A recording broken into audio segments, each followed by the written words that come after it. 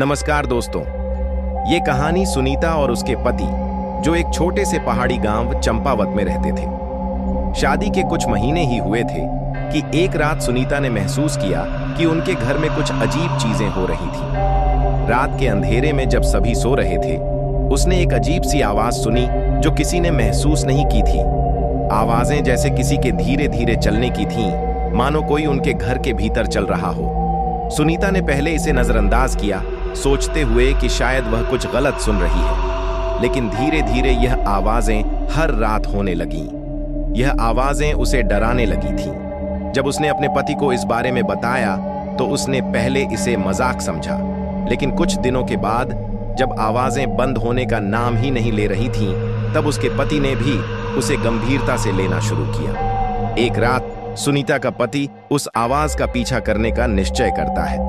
जब वह आवाज का पीछा करते करते घर के पीछे एक पुराने कमरे में पहुंचता है तो उसे वहां एक पुरानी किताब मिलती है। किताब का कवर धूल और जाले से ढका था, परंतु उसके ऊपर कुछ उकेरा हुआ था, मृत आत्माओं का पुस्तकालय। इस पर लिखा था कि यह किताब उन आत्माओं के बारे में है जो इस गांव के पुरातन समय से भटक रही हैं। उसने सुनीता को इस बारे में बताया और दोनों ने यह सोचते हुए किताब पढ़ने का निर्णय लिया कि शायद उनके सवालों का जवाब मिल जाए। किताब पढ़ते पढ़ते उन्होंने जाना कि उस गांव में एक भयंकर हादसा हुआ था।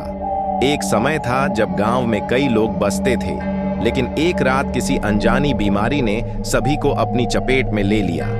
तब से गांव के कई हिस्सों में आत्माएं भटक रही थीं, जिनकी आत्मा शांति नहीं पा सकी थी। एक दिन सुनीता के पति ने देखा कि रात के अंधेरे में एक धुंधली आकृति उनके घर के बाहर खड़ी थी। जब उसने सुनीता को इसके बारे में बताया तो वह डर गई। सुनीता को लगा कि वह उनकी आत्मा है। कुछ दिनों तक उन्होंने इसे नजरअंदाज किया, लेकिन वह आकृति लगातार उनके घर के आसपास मंडराती रही। सुनीता का पति धीरे धीरे इस डर से बाहर आने की कोशिश करता है और एक रात अपनी पत्नी को सुरक्षित रखते हुए उस आकृति का सामना करने का निर्णय लेता है।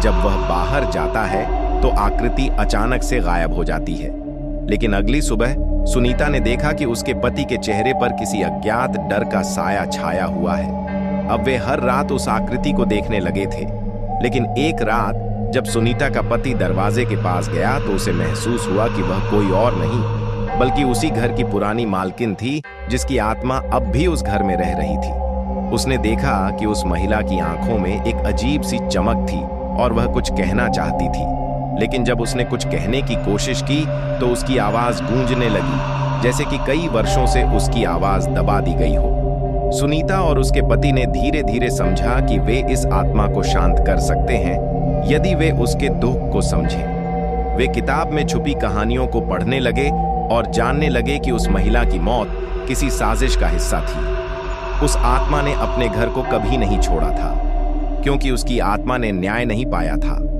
अगले कुछ दिनों में सुनीता और उसके पति ने उस आत्मा की कहानी को समझा और गांव के लोगों के सामने इस सच को उजागर किया।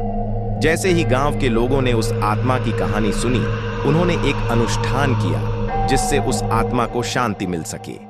अगर आपको यह सच्ची घटना पसंद आई हो तो हमारे चैनल अनजानी सच्चाई को शेयर और सब्सक्राइब करना न भूलें।